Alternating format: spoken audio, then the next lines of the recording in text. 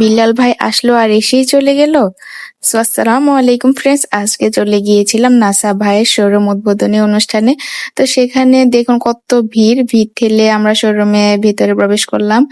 আর আমি শোরুমটা ভালোভাবে দেখছিলাম, বাইরে কত ফ্যান ফলোয়ার্স রয়েছে দেখতেই পাচ্ছেন। তো আমরা বসেছিলাম কিছুক্ষণ বিল্লাল ভাইয়ের জন্য। তো এরই মাঝে মুমতাজ ভাই চলে এসেছে। তো আমি ভাইয়াকে গিয়ে জিজ্ঞেস করলাম বিল্লাল ভাই এসেছে কিনা।